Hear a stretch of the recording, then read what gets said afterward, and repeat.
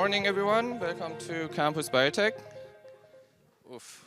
For the people in the back, we got some seats over here. We are sold out, so yeah, the seats are counted. Please try to use them. If you're sitting in the middle, please move to the side so other people can sit also. My name is Parsa. I'm part of the research team here at ALPS, and I will be your host for this first half of today, which is just a fancy word of saying I'm gonna be introducing who is coming up to speak. Our first, not guest, but also host and organizer is Federico Saragnoli, who is a psychotherapist in training, a PhD student, and the co-founder and CEO of ALPS Foundation. Please welcome Federico.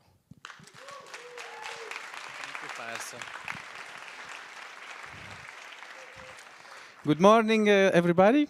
I'll just do an introduction for these 2 days. I'm very happy to be here and very grateful, of course. It's always big emotions. And I'll just go through it. Basically, we didn't expect when we started all of this that we would get to the 5th edition of it. So, as you know, everything must pass at some point, but it's not today. Today we are here. It's ALPS Conference, 5th edition, and I hope we are going to enjoy it together. I'll just have a couple of ideas to share with you about a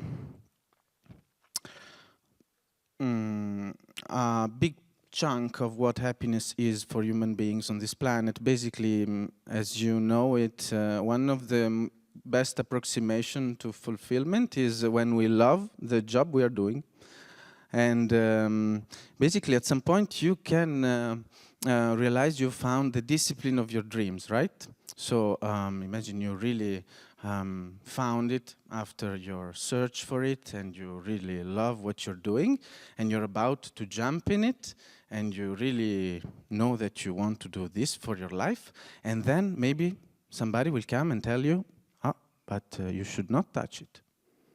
That's not something that people do. Or basically somebody else would maybe come and tell you, but the subjective experience is useless, you know? And you're like, okay, wow. People could even come and tell you, but really, you want to study this? Are you crazy? And of course, I guess we by now guessed really what we're talking about, because we're talking about primatology, right? Primatology, you know? So this is Jane Goodall. She left us in October in 2025. And imagine when you are a primatologist in the 70s, for example, your colleagues, they tell you to not really engage with the behavior of chimpanzees. They tell you that basically they don't have any kind of feelings or emotions, that they don't have any kind of introspection. So you're a student, right? A researcher, a scientist, and you want to study this, but there is a lot of stigma and a lot of prejudice around it. And you try to find yourself a way into it. Imagine at some point we even thought that some other human beings didn't have a consciousness or a dignity. And that was basically the case also for animals since not a long time ago. So basically you find this discipline of your dreams, and then as a scientist, you really try to put a lot of intrinsic motivation. So she was really very into this. She spent 6 decades learning about chimpanzee and passing a long time with them on the field. She had a little bit of critical thinking as well, because instead of just being conformed to the way that things were being told, she was trying really to use her own mind to understand her discipline. So that's really, I think, one of also the hallmark of scientific thinking. You really try to use your mind. And then, of course, she was also into some kind of very efficient, effective altruism, meaning that she wrote a lot of books, even for children, of course, and she was super engaged into education and stewardship for animal rights and protection of life on the planet Earth. At some point, she was also asked to be part of the Society for the Protection of Underground Networks. So you could really make a link there, but of course not. But instead, yes, like it's a society that tries to protect and to spread awareness on the use of mycelium, not the use of mycelium, okay, that's my lapsus, on the fact that there is this wood wide web.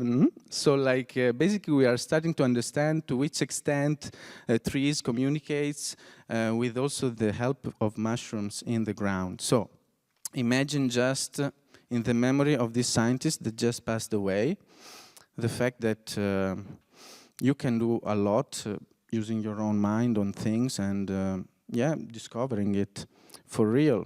So we were a little bit in this situation when you start studying this and there's not a lot of opportunities at the university. You just try to make an education for yourself in reading books. So that was the books we read about Aldous Huxley. You know, maybe A Brave New World is a dystopia, but we also found The Island, which is an utopian novel. And basically we were reading it with some colleagues when we were studying at the University of Lausanne. And at some point, Lausanne is quoted in the book. So we were just really struck by this, and we said, okay, let's make something out of all of this. And you take the science, you take the dream world where you would like to have your dream job to be present. And then you create a student association to speak about it. So when people relate to you, you are more able to speak about these kind of things that are still covered with stigma sometimes. And of course you improve your logo. So how it continued? Basically it's I guess logical idea to just create a student association on that. So other students motivated in Switzerland just did their own, and now it's called the Swiss Psychedelic Student Network on 7 different universities. And you will be able to exchange with some of them at the info table outside. And I would just want to really cheer up one of the student association for this year, because the effectiveness prize in sharing awareness on psychedelic research and therapy from the student association this year really goes to Zurich. So thank you, Zurich Association. Yeah, we have here some representatives.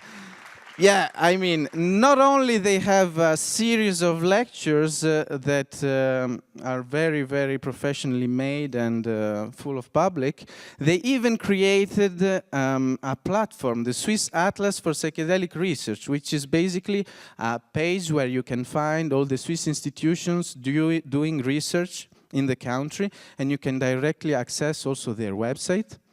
But imagine, so that was already enough, huh? But imagine, so, these students, they went even beyond this. So these students, what they are doing is that they are petitioning their own university to get a course on psychedelic therapy. So I'll say it with other words. Imagine you have students that are gathering signatures to study more. Okay, to study more what they really like, because at this point still there are a lot of universities, even in Switzerland, that has no offer on the level of courses for students on psychedelic therapy and research. So really thank you. This is very inspiring for all of us.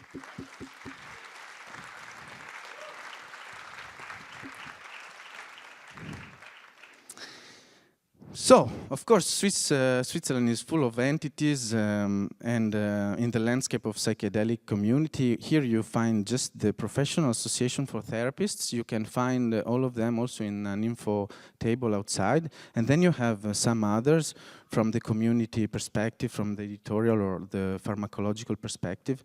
And this new entry is called Conscience and Santé Mentale. It's a foundation in Geneva, so they are supporting also the conference. They started already a training for facilitators, and their wish is to create a center for interdisciplinary research and education. So you can also find them in an info stand outside. What about the other countries around us? Yeah, you know about Italy, maybe. So there is the first clinical trial that just started on psychedelics this year. And then you have already 3 student associations in Padova, Torino, and Roma. So, of course, these student associations are spreading awareness on psychedelic research and therapy. And you could call that Italian Psychedelic Student Network. And then you have, meanwhile, in Germany, something like, maybe this is a little too little to put on a slide, but sometimes you really have to believe it in order for it to happen. So I wish them a lot of courage, and maybe the idea would be that, one day, maybe also in German universities, you could have student associations. Basically, this model is an autonomous model of creating awareness. It works better maybe than a franchise model. So, back to our discipline of our dreams, discipline of psychedelics. Here you go. There's the farthest away selfie that we've taken of ourselves. It's from Voyager, a probe that we sent into space, and then we made it turn to take a picture of Earth. Basically, there is a beautiful poem that you can find at the end of the booklet about this picture, wrote by Carl Sagan, who he was an astrophysicist. This is a way to get a kind of psychedelic experience induced by a poem, not by a meditation or a practice or a substance. That brings us still to the principles that we use as scientists studying these psychedelics, right? So you have intrinsic motivation, critical thinking, trying to make something about it for society, and you can have some examples of scientists for this. So this is Amanda Fielding. She also passed away this year. She has a pigeon on her shoulder, but why not, you know? She's in connection with nature, and maybe at some point this pigeon could even shout, "Attention, attention," you know. And then you have some other scientists that you will be able to meet during this conference. So what happened when you take these 3 values and aspects and you try to use them to create a jewel of human cooperation? So that's what we tried to do with ALPS, but then of course you can improve the logo and even improve it even better. And that's it, you know. ALPS Foundation is a non-profit organization based in Geneva. We have 3 areas of activity.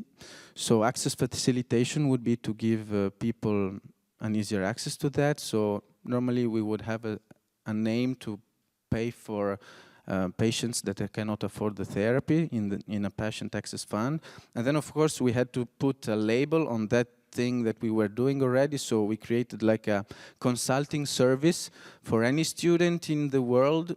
They can just contact us, and we will support them in creating a student association within their own university to get some knowledge for their peers about psychedelic research and therapy.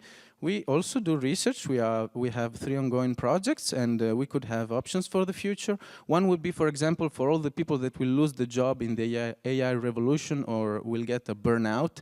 Maybe if you give them at that moment kind of psychedelic experience for their own mental health, this gives also them a perspective on how to put meaning in this world, also for the fact that they will not be able to get back to do the job that they were doing, right? So just an idea. Education. ALPS Foundation has different education options. One is the Swiss Academic Conference. You're there. Student Forum is 1-day conference for students, from students. You have 2 bachelor to master students and 2 PhD students presenting their work already. And I just take 1 minute to speak about the summer school, which was the last project that we created. It was this summer. It was on the shore of the lake of Neuchâtel, and basically for 5 days you had 25 students coming from 9 different countries, getting some lectures, but also some practical experiences on altered state of consciousness.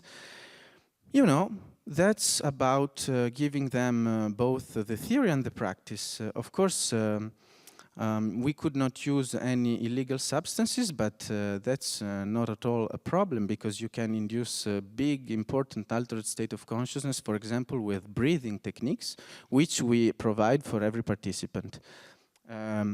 some weeks afterwards, we had an integration online call, and I'll just show you some quotes from this meeting. So maybe one from the participants 1 month after the summer school. So one participant said, "I learned how to ask for help. No more shame in expressing my feelings." Another one would say, "I just said I love you to the people I care." Another one would say, "I am freer to be myself." Voilà. So all in all, basically, this meant it was a yes. And why we do this? What is the overall frame for this? I think, and this is the last thing I will leave you to for this morning, the idea would be to really embed our efforts in an integrative way with this concept of Bewusstseinkultur, which is culture of consciousness, which has been developed by Thomas Metzinger, a super important philosopher, modern philosopher. So it has 3 tenets, okay? Culture of consciousness, 3 tenets. The first one is consciousness is always changing, is dynamic, and you have basically some states that are better to be into than others. For example, if I'm super stressed and super menaced, that's a state that's worse than when I'm open and loving and in peace.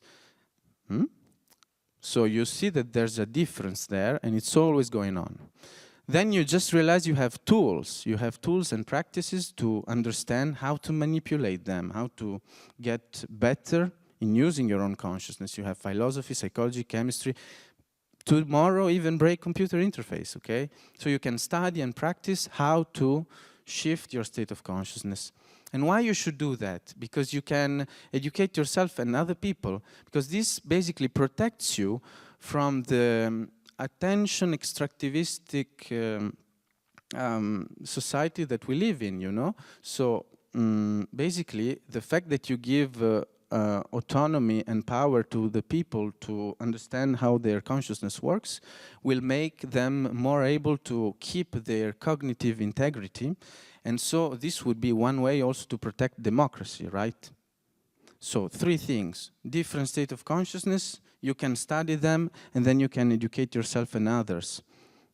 That would be maybe something that Jane Goodall would agree on. And you can also start with children. You don't just do physical exercise, you also do some psychological exercise, right?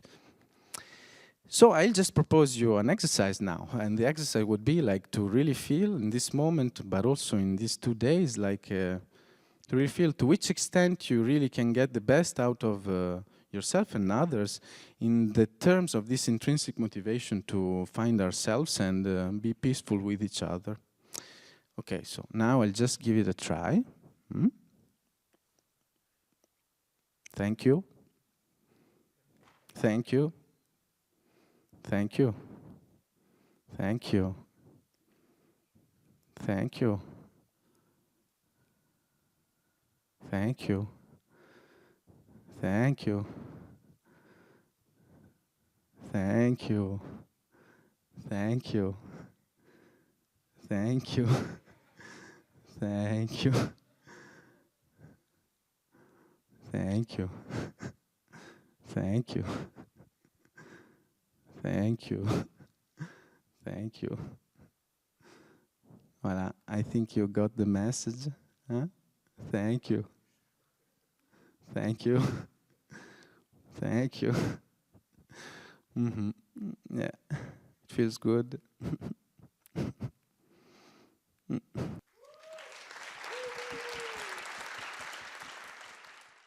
And now I have the pleasure to welcome Dr. Professor Matthias Liechti, professor on psychopharmacology at the University of Basel.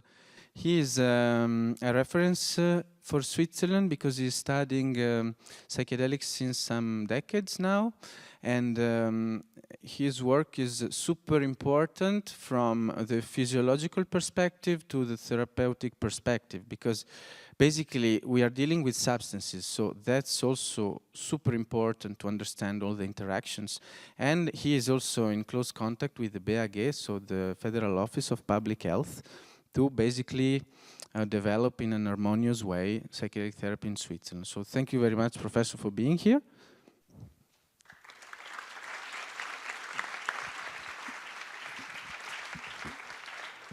Thank you. So this was an excellent introduction, hard to top here.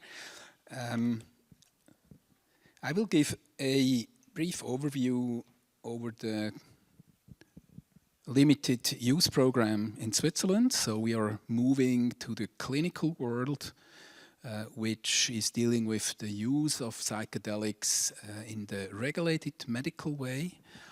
As you know, in Switzerland, medical doctors can use psychedelics, currently MDMA, psilocybin and LSD. They can apply for an authorization. They need an authorization for each single patient, so it's not a license that you have and then you can just treat patients. You need to apply for each and every patient, and it's valid for 1 year. You can then write a report and maybe extend this treatment.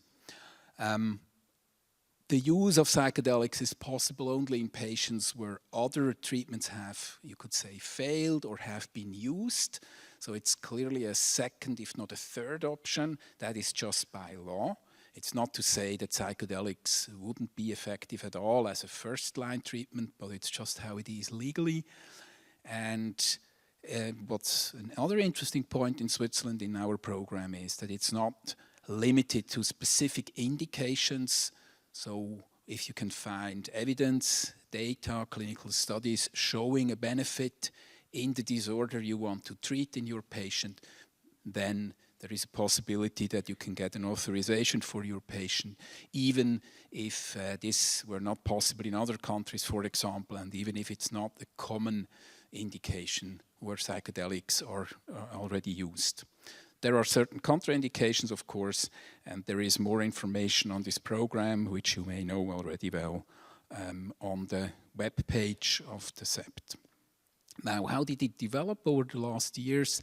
These are the numbers of authorizations that have been issued by the BAG per year and per substance. So you can see it started around 2014. Before that, there were several clinical studies ongoing, and then the first patient could be treated by 2 psychiatrists, and then this increased. So over the first years, we had very few treatment providers, just 2 to 5 physicians, which may then have had many psychologists and other people helping them, of course. So this is just the number of patient authorizations that have been issued by the BAG. And over the last years, this has increased. You can also see that psilocybin was also included a few years ago and is now the substance that is most widely used in Switzerland or most frequently used. A little bit more than MDMA, and LSD is a little bit less frequently used. I also have the data for 2025, but it's not graphed here. However, I can show you a little bit the type of disorders that are being treated currently. So these are the data, I think, already from 2025. So it's not the entire year.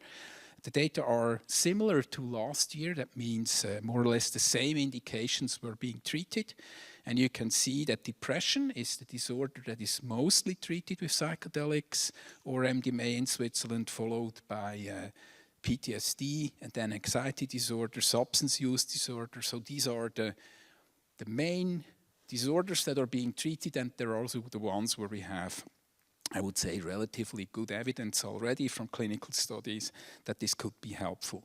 And then there are a few less common ones like headaches, cluster headache, migraine, a few eating disorders, and then there's a pool of single indications, like rare ones, not specified here. What are the substances being used? So this is kind of interesting also in the context of other such limited use programs. So depression is mostly treated with psilocybin, but also quite frequently with MDMA, as you can see here, and with LSD.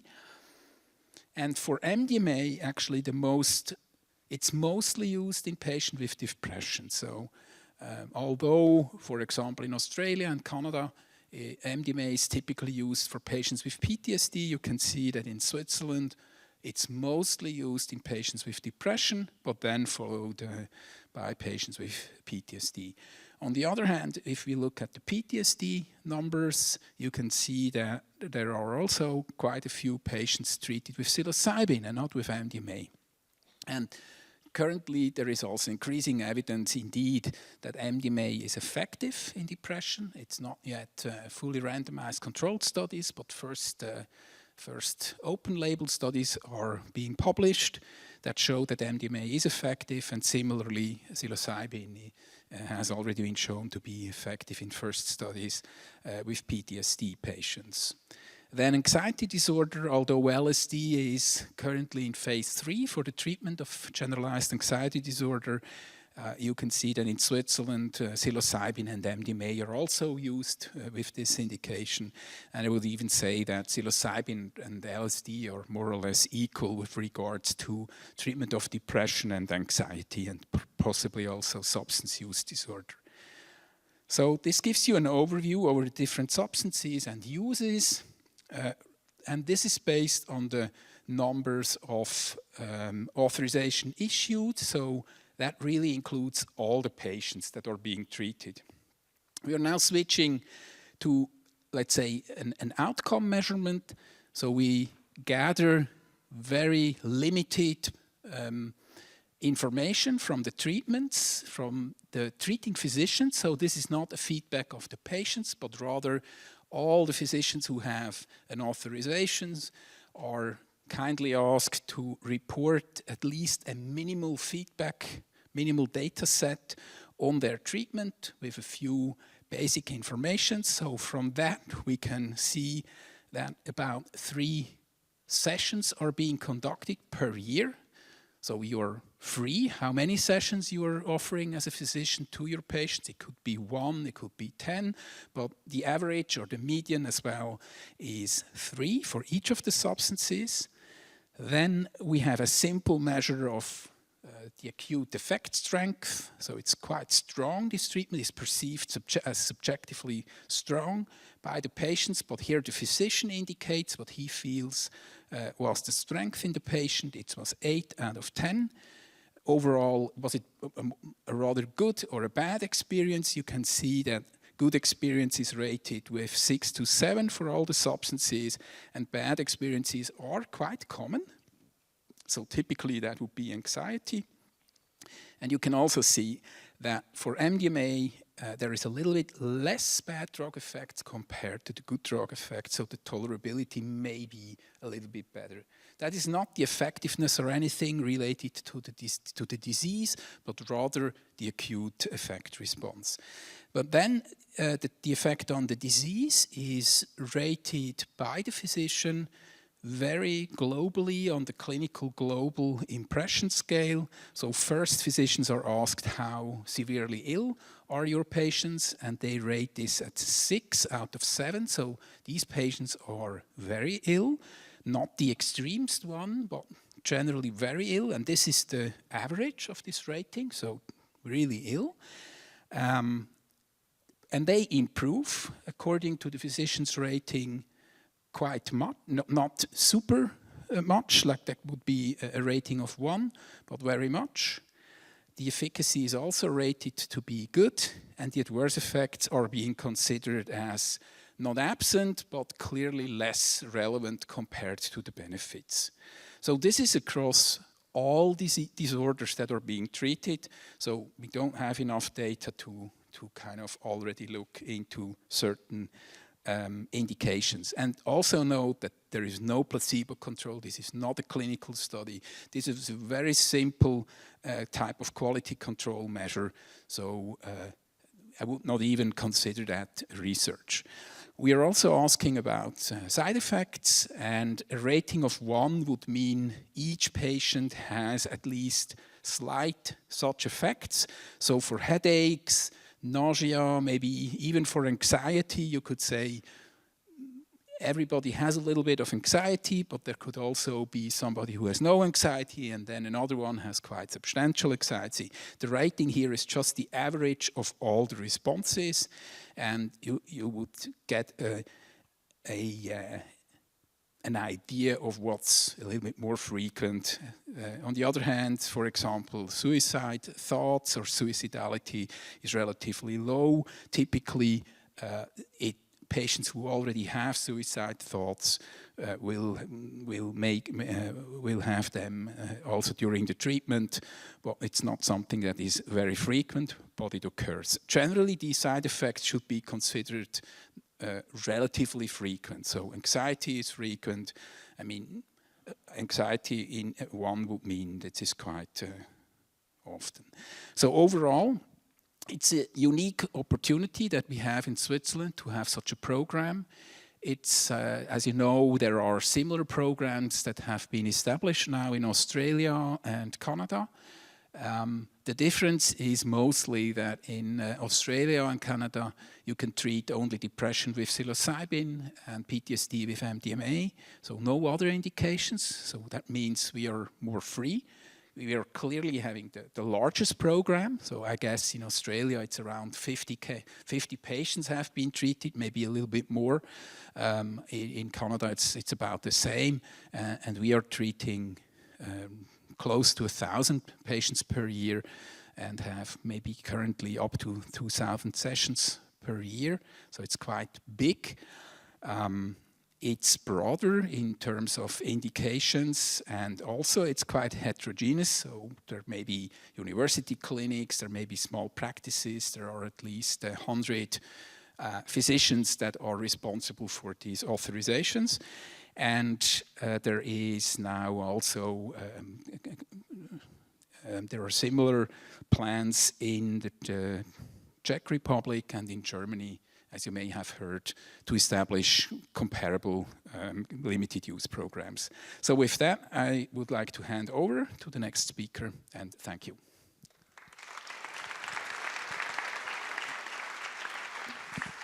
Thank you. Okay, next, two ALPS members are gonna walk you through some practical aspects of this conference. First is Rafael Sarnio. He's the co-CTO at ALPS Foundation. We call him the glue that holds everything together. It's not an official title, but it describes him very well. Please welcome Rafael Sarnio. Thank you, Barsa.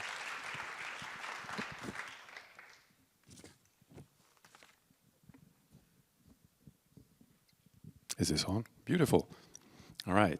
So this little talk is going to be less inspirational, less technical also, and it's going to focus more on the experiences that we are offering at this ALPS conference. We always spend a great deal of time to offer more space for people to connect with others, to connect with themselves in meditation sessions and other activities, and I'll walk you through those now.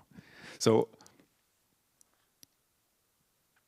you probably saw it from the visual design language of the conference. This conference is more fungal than ever before. We have mushrooms everywhere. We have them on the flyers, on the website, on the tables, and many of the experiences are actually related to mushrooms. So I'll introducing you to this, the most fungal ALPS conference to date. So we had lofty ambitions. This is a top secret document from our conference designer, Regis, who had some plans to turn the space into a psychedelic forest with psychedelic mushroom sculptures. Biotech weren't on board with that. Yesterday during the security briefing, they also were very clear. Please do not do mushrooms here. I said, okay, well, that's fine, but how about taking inspiration from mushrooms, listening to them, seeing what they can teach us? So this is guiding us. This has been one of the guiding principles to create a rather authentic and wholesome experience. And this has been made possible by the people that I'll present in the next few slides. The first one I'll present is actually a latecomer. It's Mission Mycelium, who have spontaneously offered to bring all these beautiful reishi blocks, which decorate the various tables, and they've also supplied the performers for the next act. Fungalicious, they are a team of two, David and Dennis. They set up this fancy Arduino biosonification device, which listens to the electromagnetic sound waves of mushrooms and turn them into musical experiences. So when they join, we say, okay, we'll have one experience with you, but they're very mushroom-like in their experience. So many experiences suddenly appeared out of nowhere. They are offering individual listening sessions, which you can find in the sofa area outside of the auditorium. They are also running a space right next to it, which we call the Nest of Presence, which is a chill-out space where you can go relax, lie down, and listen to music generated by mushrooms. But then they're also offering a deeper guided meditation session. This is quite a special experience. It's limited in space, where they can take 9 people at a time. We've doubled the number of slots. We'll update the booklet accordingly, but this meditation will allow you to go deeper in this guided meditation co-created with mushrooms. But that's not enough. They're also they've also arranged this space that we call the Shroom Cocoon, which you can find by the entrance. Always refer to the map for any of those locations. And this is right next to the art gallery, which brings us to the next experience that you can witness. We have an art exhibition and live painting by Hannah Stanke. So I did not have any mushroom depictions, but she has assured me that many of her creations, a lot of her art, is inspired by nature and by mushrooms, of course. Next up, we are super happy to welcome back Dr. Miriam Lee and Dr. Vincent Lieudat, who are currently setting up the Sound Sanctuary. This is a space where they will offer an extended sound journey, which is sort of at the intersection of art, science, and therapy. I highly recommend finding a slot to experience it. This is also the opportunity to mention that this year we're not doing registration lists for the experiences. So the way this will work, you just show up at the time of the experience, maybe 5 or 10 minutes before. A volunteer will count the number of people in the queue and let you know if you can participate. We felt that it was easier than having lists and then no shows and dealing with last-minute slot fillers. But we also have shorter mindfulness experiences to offer. And one of our team members, Andrea Sada, is offering these in the mornings. And this is going to be an experience that you could participate in if you feel like networking isn't like what you feel like doing right now. You need some time to ground yourself, to arrive, and to meditate. They're rather short. They're doing breaks. And there is a small change since the Sound Sanctuary is being set up right now. This will happen in the Nest of Presence. As always, refer to the website and the updated booklet, which will have the updated times and locations. Next up, and that's our special guest from overseas, we have Mr. Dennis Walker, also known as the Mycopreneur. So he's quite the fascinating character. Some people might know him from his satirical videos. Some others might know him from his Mycopreneur platform, which is a newsletter, a podcast, a hub to connect many people involved in, well, the mushroom space, especially in North America, but even beyond. So he will be, I don't know if he's here, he'll be very thrilled to meet you, talk to you if you need someone who is very well connected and has a very critical view as well on the trends developing now as psychedelics go more mainstream, then definitely definitely join us for that for the psychedelic comedy session, where through the use of satire, you can actually get people. He actually gets people to reflect and think critically about many things happening. And last experience to mention is happening at the end of today.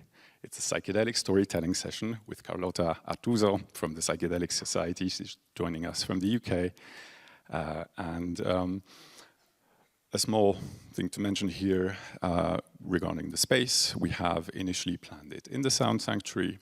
If there's a big turn up, we have the whole community space to do it in. So definitely show up, and we'll decide after the psychedelic comedy keynote where it is happening. And last but not least, our super special Afterglow after party, which we co-organized with members of the Swiss Psychedelic Students Network. And that's happening at the Eisberg location, which is within walking distance from here. And of course, all conference attendees have a ticket for it automatically. And we might still have a few external tickets to sell. Some people might be allowed to join us on the door. We'll announce that, I guess, at the end of today if the event is sold out. Yeah, I think that pretty much covers the experiences. I'll hand the mic back to Farsa. Have fun, guys and gals. Thanks, Prof.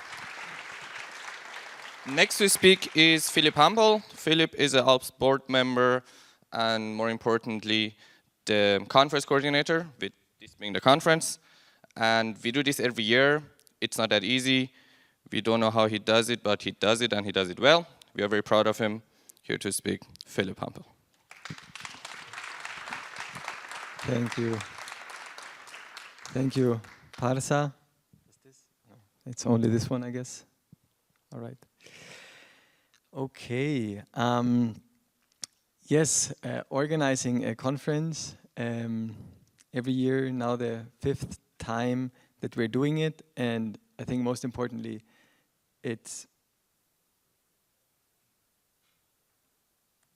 important to mention that that is only possible with a lot of dedicated people that stand behind it and are convinced about it. And that's why I want to dedicate this slide, first of all, to all those people, all those members of the team, and many more that are not on the slide, volunteers that are here for the conference, to make this happen to an extent that even one of them is here today having his birthday. He's sitting there. Paul, happy birthday again, Paul.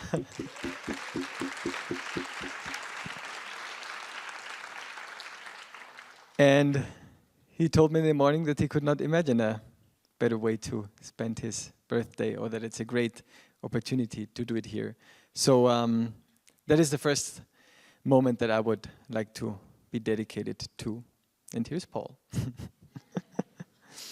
All those people are working with great kindness to make this possible. Kindness to give their time, kindness to give their energy, kindness to give their emotional regulation during chaos and stress to make this possible. And I hope that all of us in here can meet that kindness with equal kindness, with the necessary patience sometimes if something is not as smooth as hoped for, or as on time as hoped for, or when the coffee is taking a bit longer than expected, or maybe it's already cold. And I also believe that kindness can be very much a collective experience. And I hope that we here at this conference can make kindness a collective experience, not just towards the members or the volunteers or the people organizing this and working here, but also towards each other. And maybe that will allow us for a couple of moments across the day of awareness. And I think that is in the end what the awareness lectures of psychedelic science also stand for. And interestingly, awareness lectures of psychedelic science, ALPS, is an acronym that is also fused and fitting to those mountain ranges that we can see right out here across a couple of countries in Europe. And I think it's a very fitting one, because between the Alps, those mountain ranges, and psychedelic experiences, I believe there are a lot of narrative similarities.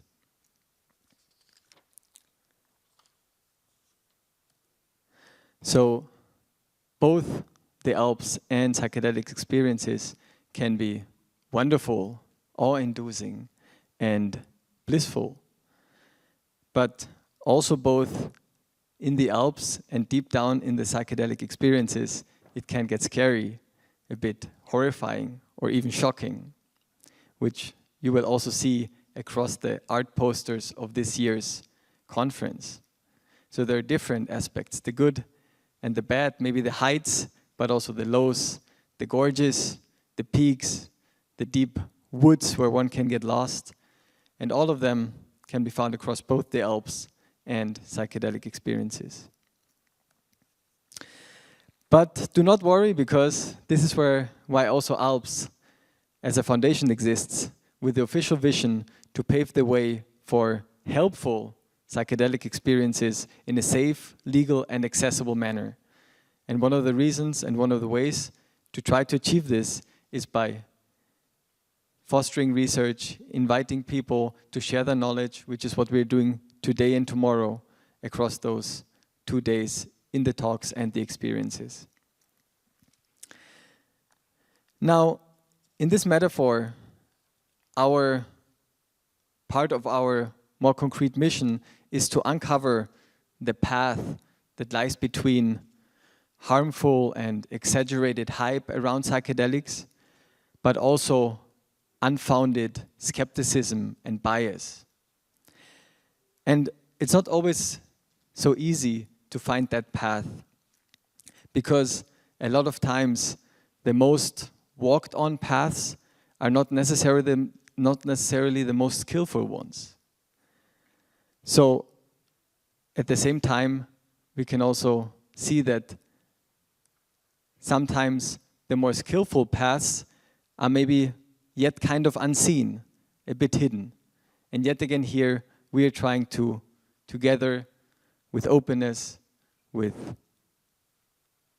knowledge sharing, with creating platforms like the conference, like the summer school, to slowly but surely help to uncover those kind of most skillful paths that might still lie unseen out there.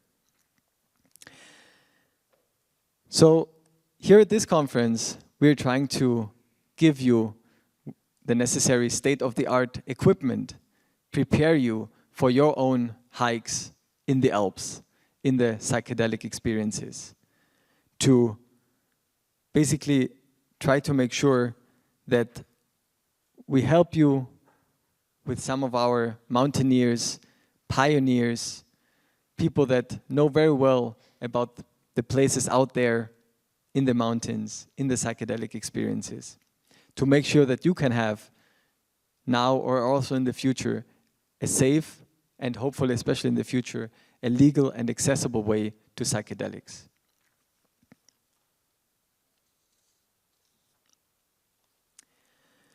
Now, our mountain guides these days will focus on different aspects of psychedelics. Some will focus more on the overall structural aspects of the experience or of the different substances. Others, again, will take a closer look at more fine-grained aspects, maybe even down into the molecules of those psychedelic substances. And some will look at more contextual aspects of those substances.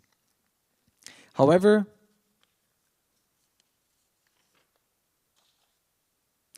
in the end, it all boils down to trying to make it possible for you individually or in a group to have skillful and valuable experiences that help not only you, but also your friends, your family, or any other people that you're yet to get to know in the future, to increase or improve your mental health and find more peace.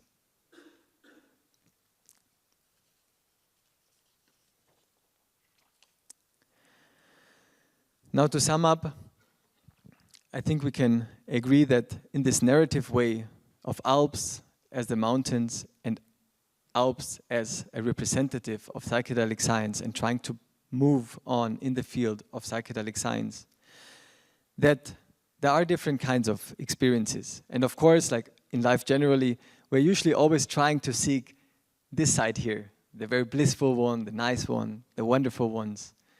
But sometimes it is this other one there. And it's not so nice, maybe it's more agitating, a bit more, threatening or horrifying.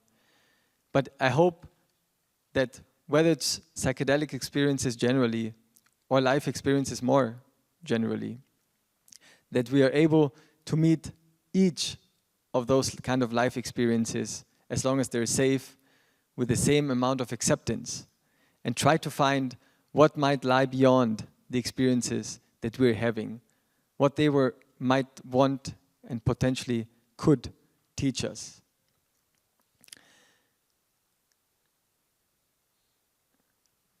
And I think this was my last slide in that sense. Enjoy ALPS 2025 and let's get started with the first speaker.